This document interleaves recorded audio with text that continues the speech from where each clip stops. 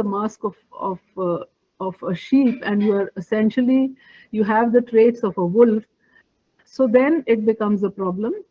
And sooner or later, All the right. person will be actually identified, your reality comes out.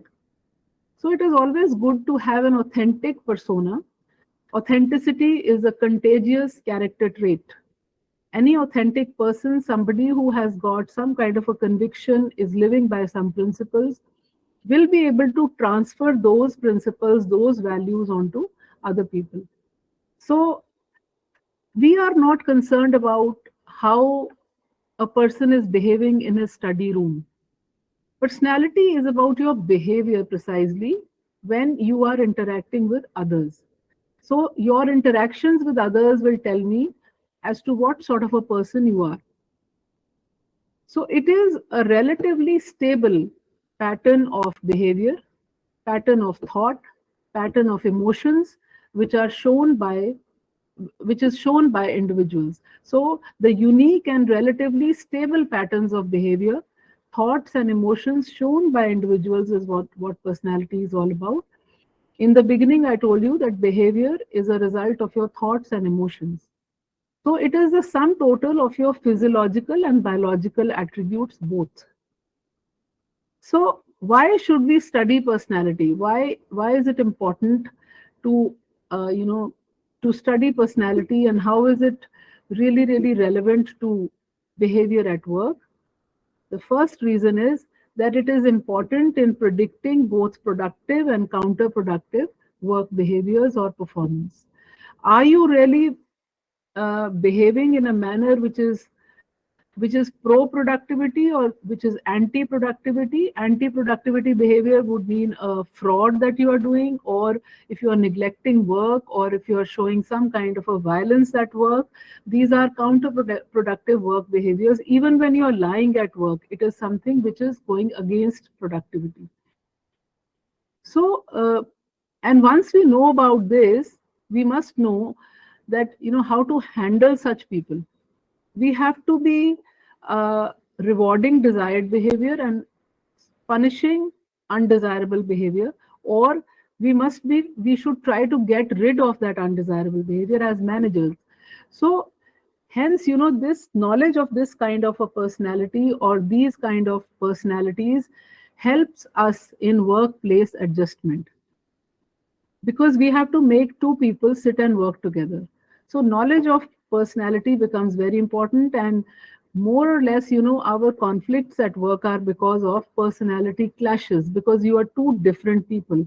So those differences have to be catered to, and our aim as managers or as the organizational elite should be that we bring out the maximum out of people who are different. So also it is very important while recruiting people.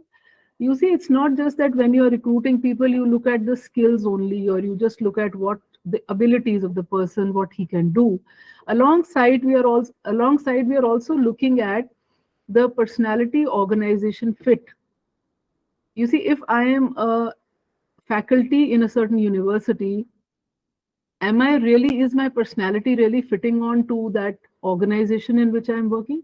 One may be suited to the educational institution, but not to a corporate organization, because every job, every organization demands, um, there are certain demands, and it demands certain kind of personality characteristics which have to be there in the individual. Also, if my personality is not matching with, there is a problem. If my personality is not really matching with the organization in which I'm working, I will not be able to do justice. And also, I will not be able to adapt to the people who are around in the organization. I will not be able to adapt to individuals who are there, to my co-workers, because my personality is different, and my tastes, my interests are different. Ideally, the good combination is ability into interest. Interest is something which is reflected in your personality. It is an aspect of your personality. So if you have the ability to do something and you're also interested in it, that is the ideal combination. Then there is this As I said, personality is the uniqueness in you, and the focus of the of organizational behavior is individual differences. That is where the challenge lies. We are not, all of us are not the same. So the quotation, as you can see over here, is that all men in some respects are like all other men, some other men, and no other man. So when I'm saying no other man, I'm saying that I'm a unique individual. When I'm saying that I'm like some other men, that is why, we gel with some people and not with others. I am also like all other people because I belong to the race of the Homo sapiens. I'm basically the species of the Homo sapien. I'm not any other species. So that is why, there are universal characteristics amongst people. So this needs to be understood before we actually talk about how to make people work together. Now, what are the personality traits that are of significance at the workplace? First of all, I just want to define trait.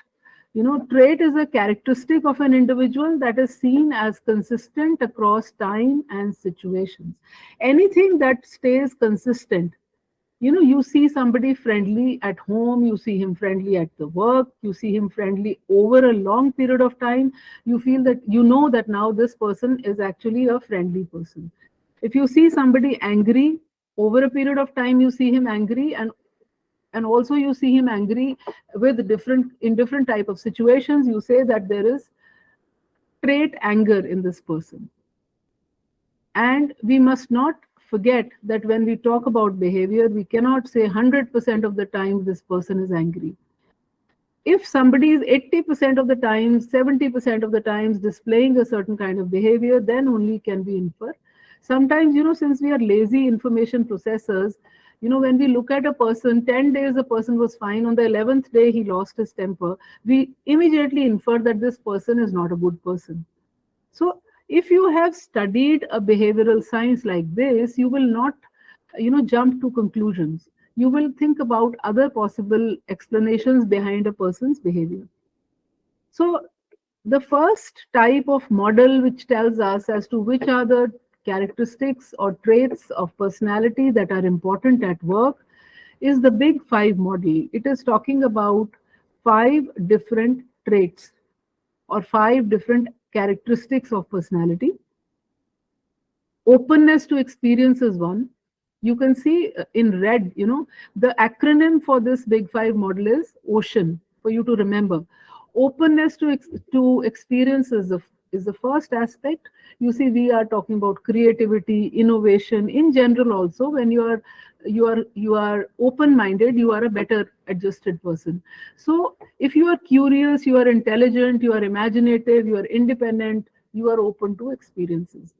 Also, conscientiousness. Conscientiousness, the term comes from conscience.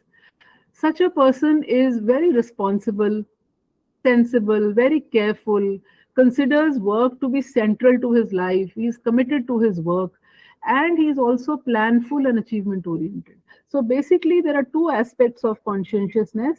One is achievement. As you can see over here, it's a combination of achievement, and it's also another aspect is dependability. So it's a combination of achievement and dependability. So achievement means you are working hard, you have desire to do good work, and you are basically, if you're making an effort, that means you are achievement centric. Dependability is, you see, when the person can be depended upon, it is a predictor of your reliability. You are disciplined, you are well organized. You see, if I ask such a person to be, let us say, at a particular place at a certain time, I will be sure that he will be 5 minutes early.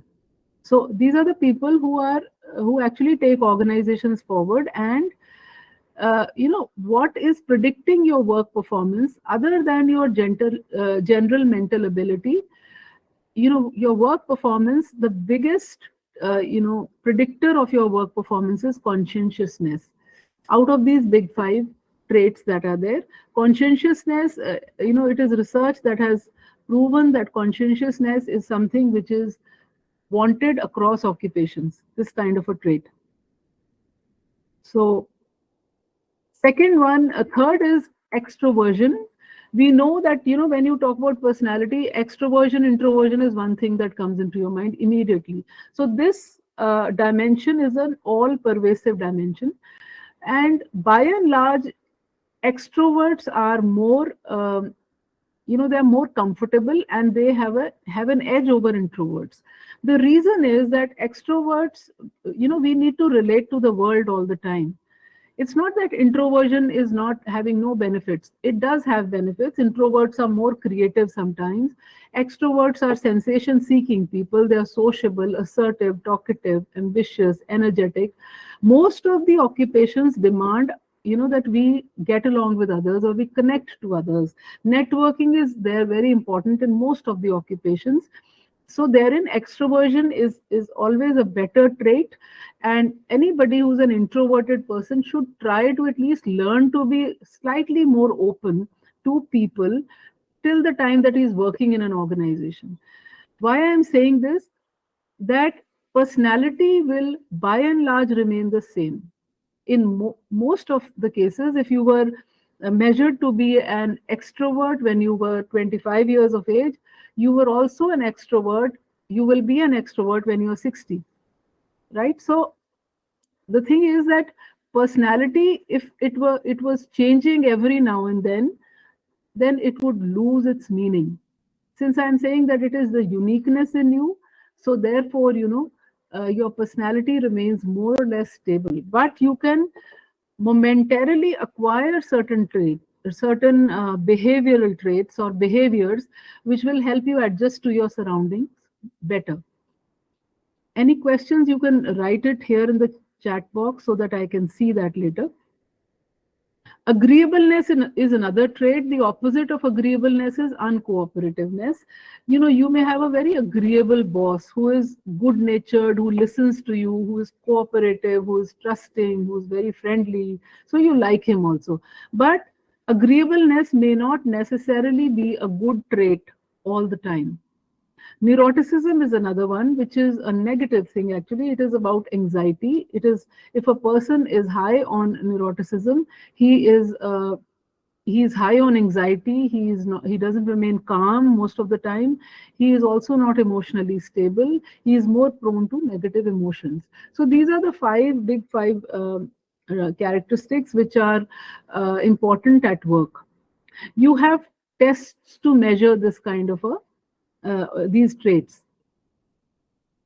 Then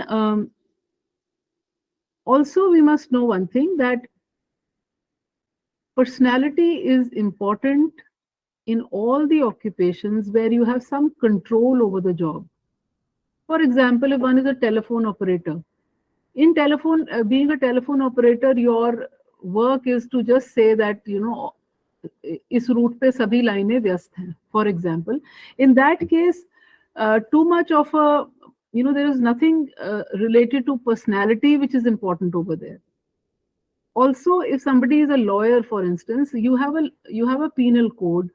Accordingly, you will give a punishment. You can't just put in your personality there. So what I'm trying to say is that wherever there are more interactions, say your role as a police officer or your role as a teacher, your role as a nurse, these are the occupations where you have to interact with the consumer, with the customer, with the people around you. That is where you have some autonomy, you have some independence over your behavior. So that is where your personality becomes a better predictor of performance.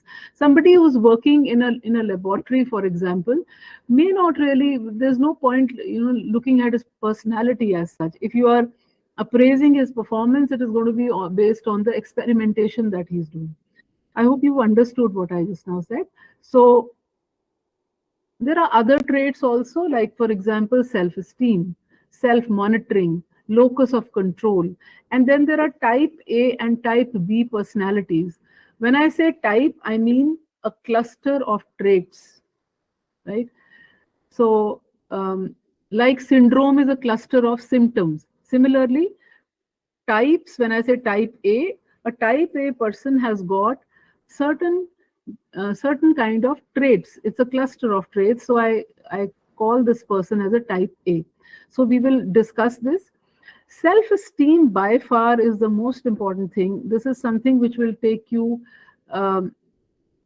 which will help you succeed in life. If you have a low self-esteem, I think it is the biggest problem that you will ever have. Even during socialization, parents have to actually take care of this, that the child starts to consider himself to be a worthy individual.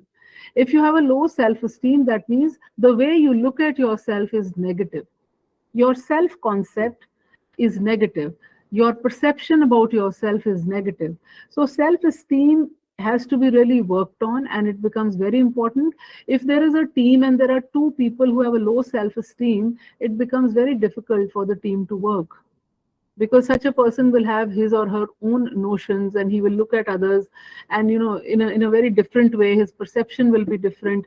Inferiority complex will be there in such a person, so it becomes very difficult to actually make such a complex brain to work or to do productive work.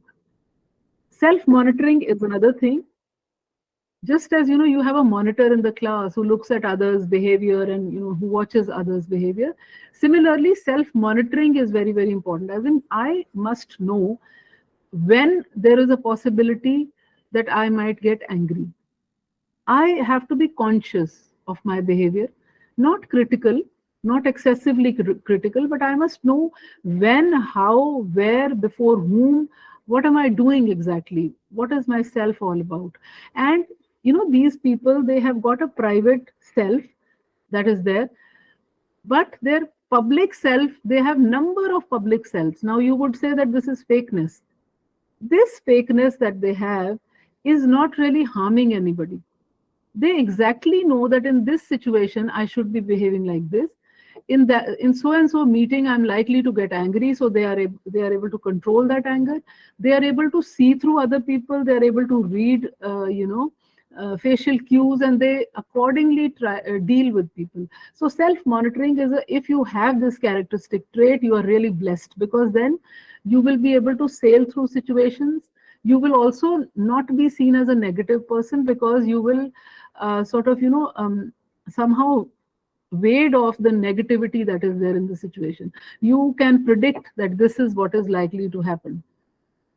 The third is locus of control. The word locus means point. So when I say locus of control, I mean point of control. So here control means my own self. That means, locus of control is of two types: internal locus of control and external locus of control. So if I have an internal locus of control, it is a belief basically about from where do I get my rewards and punishments from. So if I say that I have an internal locus of control, the point of control, the point that is controlling my life is me, myself. So I will say that whatever happens to me is because of my own efforts that I'm making. So my rewards and punishments are dependent on my own action. The other kind of locus of control is external locus of control. Such people are also called externals.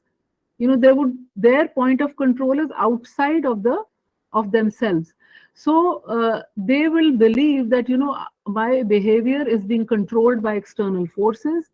Some kind of superstitious things are also there. There is some kind of a metaphysical thing also that is controlling. Some other reality is there about which I don't know. Individuals are controlling my rewards and punishments, or they are controlling my life. These are the people who are somewhat fatalists, and they will not really work. So organization, because they think that no amount of work will help me, because there are other forces controlling me. So organizations, they prefer internal locus of control, because then efforts uh, have to be made. And since we are again running short of time, we would have had a discussion over here whether effort is important or destiny is important. Are we puppets in the hands of destiny? So you can think of all this. That, to me, I believe that effort should be there all the time. Young blood, most of us, I have done some kind of a research on my students also. Young blood has internal locus of control, because they have this notion that, well, whatever we are doing is because we plan something and things will happen. But as we grow, we realize that all the unplanned things actually happened. So then we start to feel that, well, there is something extra, some other force which is controlling us. Everything is not in our own hands. But I do feel that if you should keep making efforts, if you don't make an effort, you leave a lot of things to destiny. If something bad has to happen to you, it will happen if you stop making an effort. If you make an effort, it will still happen, but the intensity will be lesser. So that's how it is. And then when we say type A and type B personalities, type A people are workaholic people. They just cannot relax. They are work oriented people, they are achievement centric people. They want results. They want, they will take up number of tasks at the same time.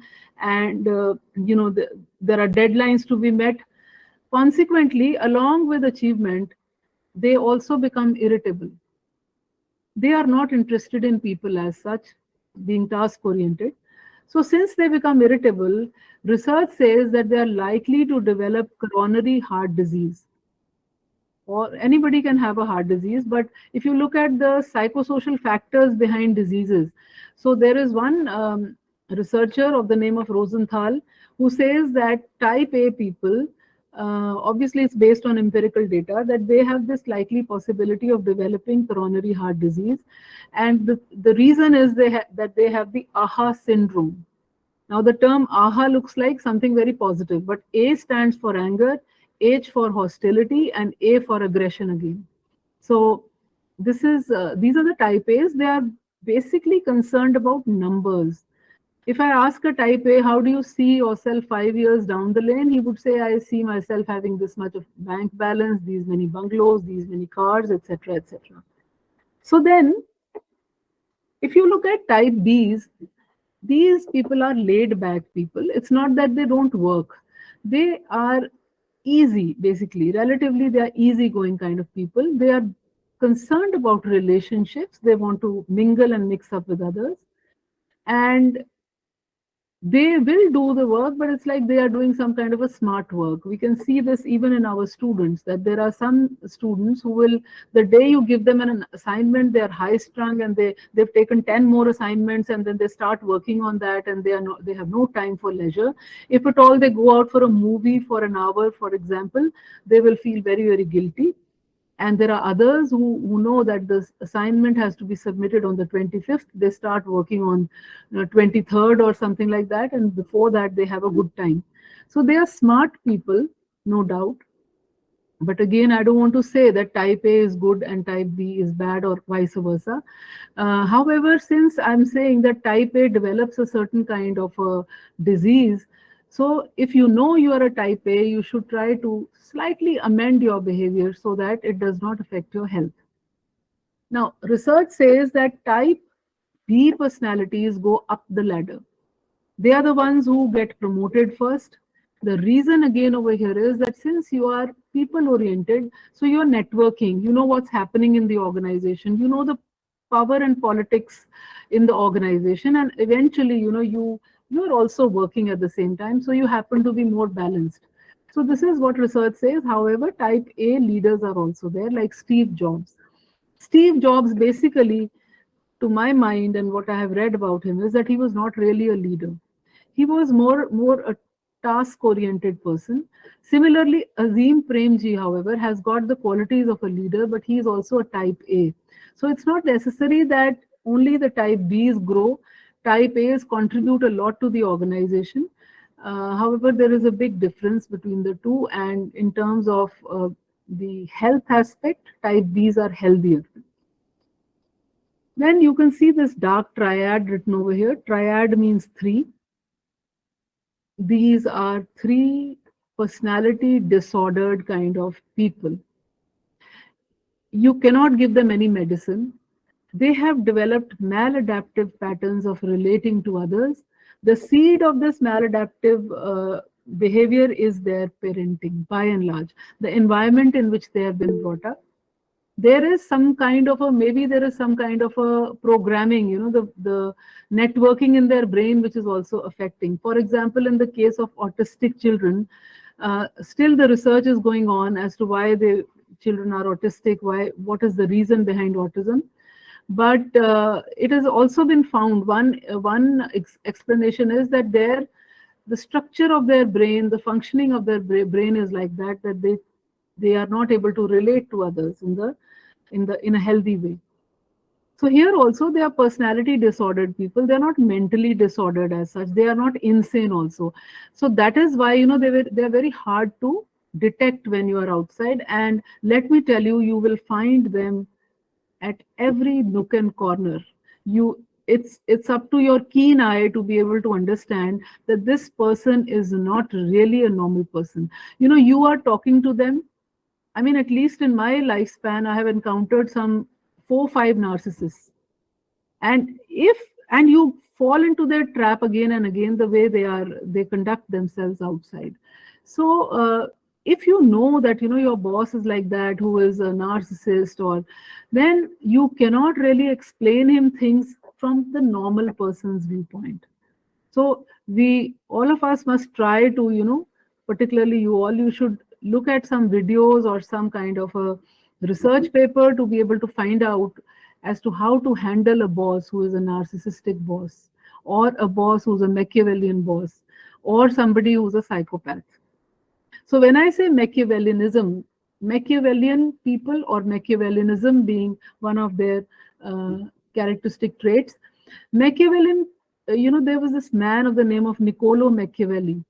He is the same as Chanakya in India. His theory is similar to what Chanakya said. So I have not read the Arthashastra, but one thing that Chanakya is known for is he says that deceit is good. Kutniti, we say. So deceit is good. That means he says that you have to achieve the end, the means don't matter. Similarly, Niccolo Machiavelli, they are all, it's a political theory, and everything is not wrong with the theory also. But Machiavellian people are, Niccolo Machiavelli was an Italian statesman, and he wrote the book The Prince. So he says the same thing. He says that deceit is important. You should manipulate people. Manipulating people is good. So people who are Machiavellian, politicians are some bit like that. They will manipulate people without feeling any guilt. They will deceive people in for their own gain.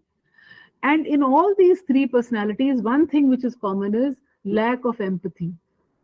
That is one. And when there is lack of empathy, obviously you're just looking at your own self. You're not really looking at the other person's comfort, or you're not really concerned about the other person's pain. So Machiavellianism is deceit, people who believe in manipulation. And second is narcissism. Narcissism, we've heard this term very often, is that when you are obsessed with your own self.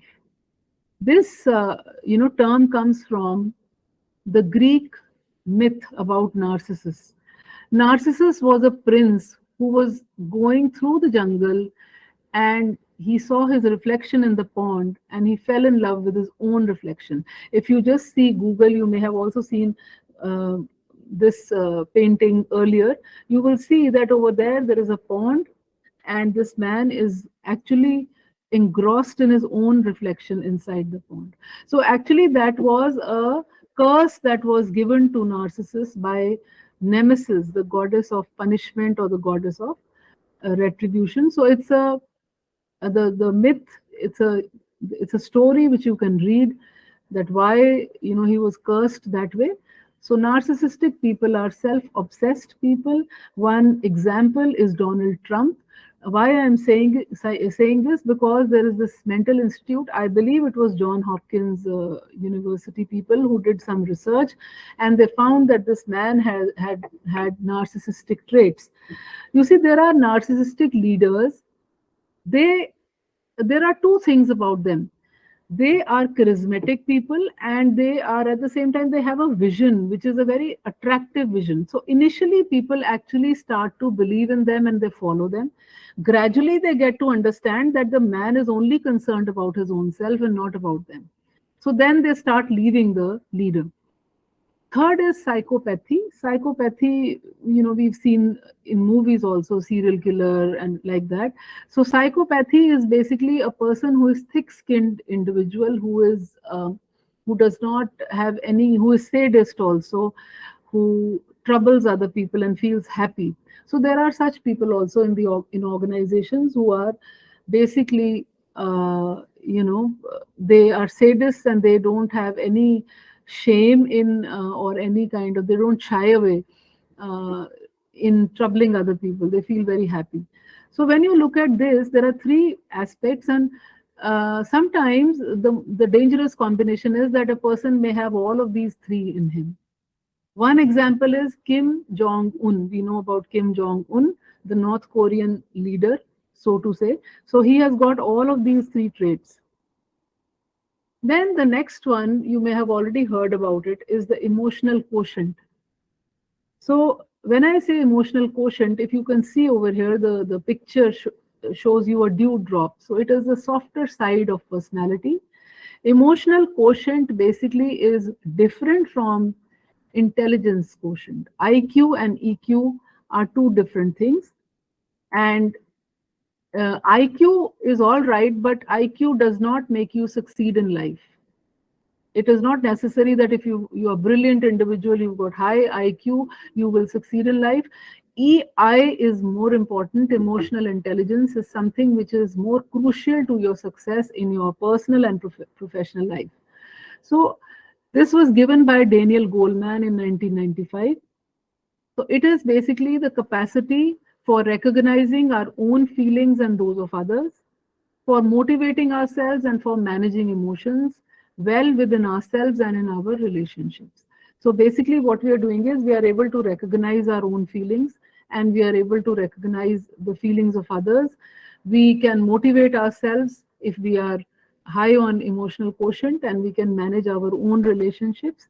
So as you can see written over here, that being nice is not having a high EQ.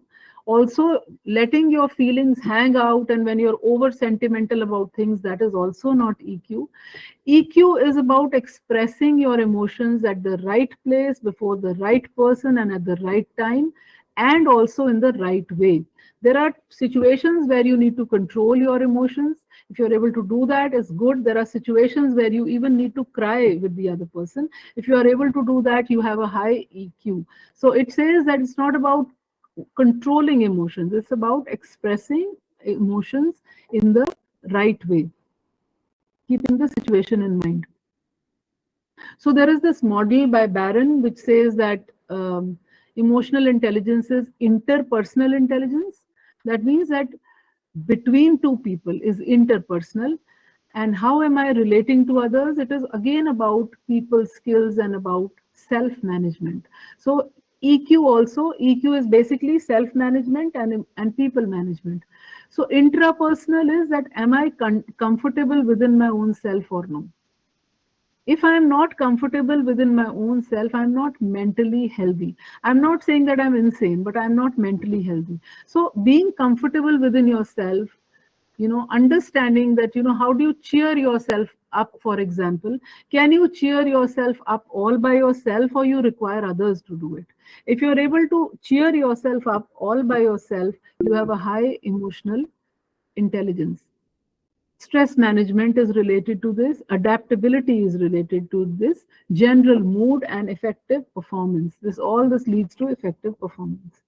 So, do you believe that emotional quotient is more important than IQ in the workplace? No. You can see this, there is an iceberg. You see that there is 9/10 of the iceberg that is inside water is EQ, the major chunk of the iceberg. Only 1/10, which is outside, is IQ. So EQ has a very big impact across occupations. So elements of emotional intelligence. Sorry to disturb you. I have one question on this portion. Is this EQ is important on HR perspective, or as an organization leader also it is more important? Because Both. I mean to say at the topmost position, IQ and EQ both are equally managed or not? you see, there has to be some IQ after all. You will be moderately intelligent. Okay. What I am saying is that if you are, let us say you are a genius, otherwise you are beyond 120 Yeah. IQ. But if you don't have EQ, your EQ is low, you will not be a success in life. Madam, just I take my example. Okay. Yes. It's myself only. I am as a chief engineer in Vardhaman Group. Okay. It's a pure technical job. And in this position, I am handling approximately 15 engineers as 110 workers. So in this position, if I say EQ, that's okay. EQ is important. But if technically IQ is not equally good, can I succeed or not? No doubt, I am at the position of administration position, but in the pure technical side, what do you suggest? Sir, pure technical side, as I just now told you, that personality is more important, or it is more visible when you are in a occupation where you have to interact with people more. If somebody is an IT professional who's sitting on the system all the time, it's not that he's not interacting with anybody, but his job does not really require his personality to come out per se. Let us say there's a data entry operator, for example. So, what I was trying to say is that whenever I assess you as an individual, as an employee, if the occupation, there are occupations where, like for example, a teacher's profession, personality plays a very big role. So, when there is an assessment by the organization of the behavior of a teacher, please switch off your mic, the rest of you. Then, I don't know what I was saying. There is again a disturbance. So whenever your occupation is such that you are interacting with people day in, day out, your personality becomes more important there. If you are working on a machine, for example, it is a machine-paced work, your personality is not really going to be a part of your performance management. In your case, you're saying the technical side. If it is the technical side, definitely personality will not play that much of a role. You don't have the independence actually. Okay, okay, okay. You understand? Yeah, I got it, hope you've got it. understood what I'm saying. Got Yeah. it, madam, got it. Thank you for guiding. Now there are, yeah, Yeah, ma'am. wisdom is also something which is important. Yes, sir. I'm saying yes. Sir? You already seen. I think there is something in chat which you need to answer. Yeah, I'm just about to answer. Now, Sure. Rasleen says, can you please share an example of a celebrity with type B personality? You need to go to Bollywood for that. I cannot comment on this. Same question asked by Rasleen. No, I don't know. So, पहली बात तो जो celebrities हैं वो तो already they are acting. They are acting. How do I get to know about a celebrity's real personality? I mean, So you just can't. Ma'am, Rasleen here. I wanted to know, for example, you named Steve Jobs and Azim Premji as type A. So in that context, just as a reference point, wanted to know if you can name a type B person. Just for I just will not do that. Okay. No, I can't do that. Steve Jobs and Azim Premji, I have not met them. We have been reading about their work, whatever they have been doing. We have been reading about, like you have this film Jobs, which is about Steve Jobs. So somewhere I have read, and there is empirical evidence to the fact that both of these people are men of few words, and they are go-getters, and they are essentially type A's. For celebrities, I have not gone through any autobiography except Devanand's autobiography. And at the same time, I just cannot comment because Steve Jobs is not acting. Azim Premji is not acting. It is the way they are running the organization which is giving me an evidence that, these Ma'am, people, I think along with what has been. sorry Yes, to please. interrupt, but I think by the name celebrity, she's asking about any public figure with the type B. So these are public figures only.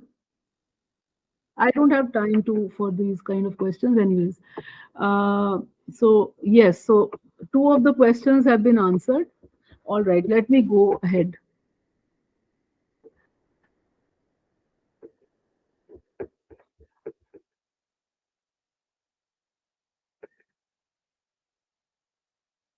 All right, so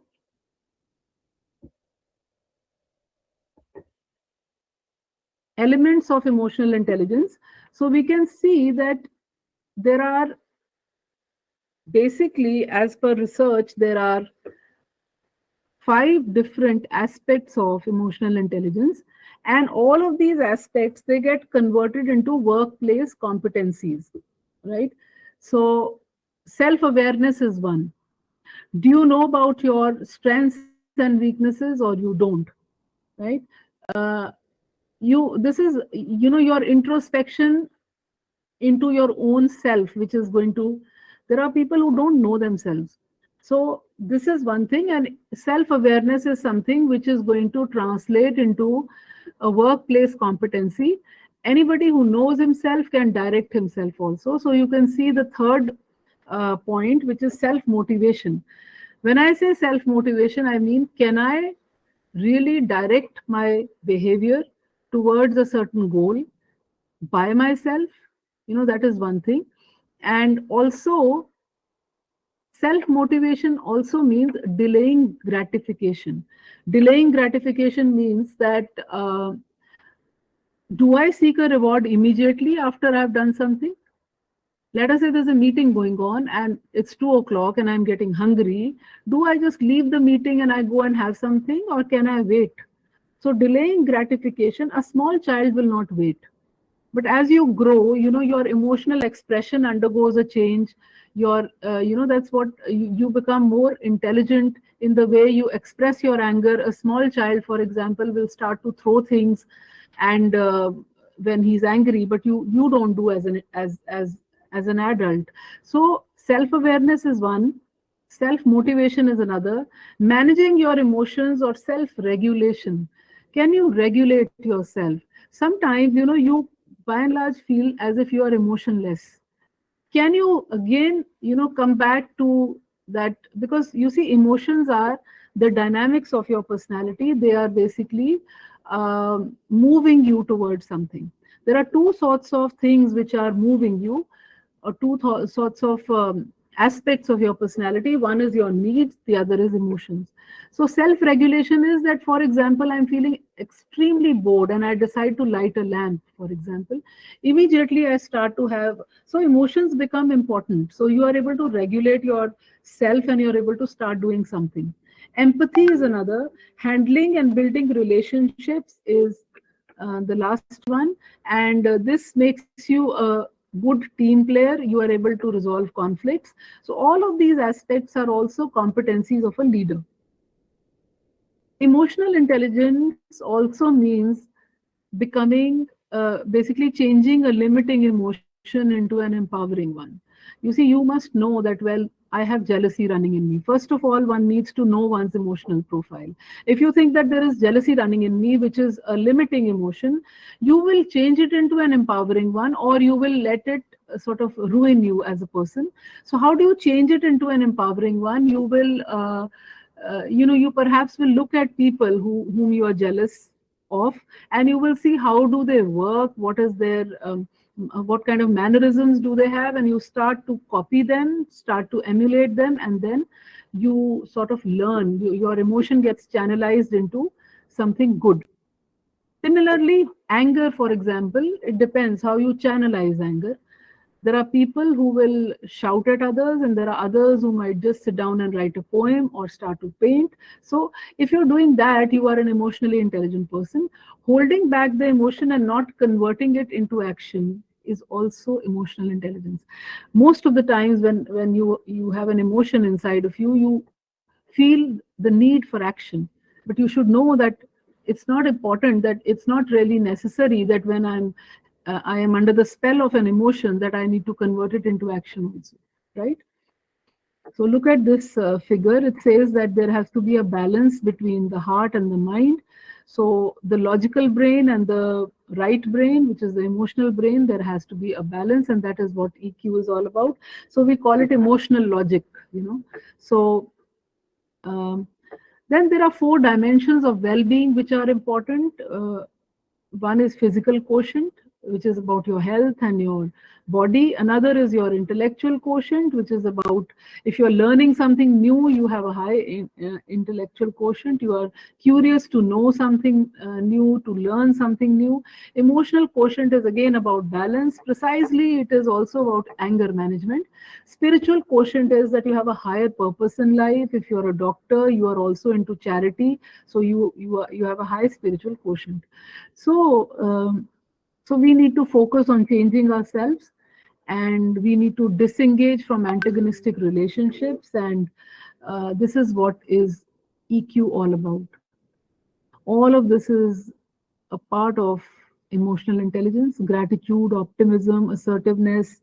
Then you have psychological flexibility, then mindfulness and adaptability. These are the blocks to emotional intelligence: prejudice, low self-esteem, over sentimental behavior. If you have all of this, you are prejudiced towards anybody, you have a low self-esteem, you are over sentimental in your behavior, you're melodramatic, you are overreacting to situations, you are not emotionally intelligent, and you have to get rid of this to move forward. So the next discussion question is knowledge of the self and workplace adjustment. So I have to discuss this Johari window with you, which is essentially a model that is used for improving interpersonal relationships, and you improve interpersonal relationships with constructive self-disclosure. Constructive self-disclosure. You disclose yourself, but in a constructive manner. So this model is used by trainers who are, who give you sensitivity training. Basically, sensitivity training is a training in personality. That means you take the people away from work, let's say to a hill station where there are no mobile phones, and there are, let's say, 20 people from a department, and your aim is to improve their perceptions about each other, so that when they go back to work, they are able to constructively do something. So it's a model about self-awareness. When you come out of this exercise, you become more aware of yourself, and you are better able to adjust in a group, and you are able to understand relationships also. So it's called the Johari window, from Joe and Harry, who developed this model. Now, this is the model all about that there is an aspect of me that is known to me. This is me, and this is you, let us say, or others, or the world. There is an aspect of me that is known to me, and there is an aspect of me that is unknown to me, aspect of myself. Similarly, there is an aspect of me that is known to others, and there is an aspect of me that is unknown to others. So what is known to me and what is known to others is the public self. It is the open self. What is not known to me and known to others is the blind self, because we don't really know about ourselves completely. So there are certain things which others make you realize that, look, you either positive or negative. So this is the blind self. Then there is a self which is known to me and which is unknown to others. These are your private self, which is your hidden self. You don't share it with other people. And then there is this unknown self about whom nobody knows. So this unknown self, actually the unconscious self, Freud, who is a psychoanalytical thinker, he says that this self comes out in your dreams, for example. You really don't know otherwise as to why, there are certain, it has an impact on your personality, but we don't have access to it like that, the way we have access to the other 3 aspects. So these 3 aspects, by the way, are supposed to be looked at. We are not supposed to do anything with this unknown self. We can't do anything actually during training. So when you look at this, you see the aim is to increase the open side, because you see it is the open side which is going to help us be easy with others. But that open self is not supposed to be open like this, that even there is no blind self or nothing should be hidden. No, not like that. So one way of doing it is that you can do it either through self-disclosure or you get a feedback from others. So how do you actually get rid of the hidden self? Not get rid, how can you reduce the hidden self? When you tell others about yourself, you communicate. So they get to know about you. So your open self, the open quadrant actually increases, right? The other thing is that you ask others about yourself. That means you get a feedback from others. It may be very unflattering, but then the trainer is there to sort of mediate. So here again, your public or the open self can actually increase if others tell you. So your blind self, the blind spot or the blind quadrant, decreases when others give you a feedback. Eventually, this is what happens. So your perceptions about others, your notions about others, they somehow become more realistic, and so then you become a better individual who's able to better adjust with others. So this is what is one model which tells us about how the knowledge of personality helps us, or knowledge of self helps us at work, right? Thank you very much. And anything else that you have to ask, you can ask. Yes, please. Any questions, any discussion point? We just have about 2-3 minutes more. Hello, good evening, ma'am. Yes, Manjinder. Ma'am, can we say, ma'am, Yeah. is Genghis Khan was psychopath? Yeah, we can say. Yes. Again, I'm not saying it. History says it. Yes. We have evidence. Yes. Anybody else?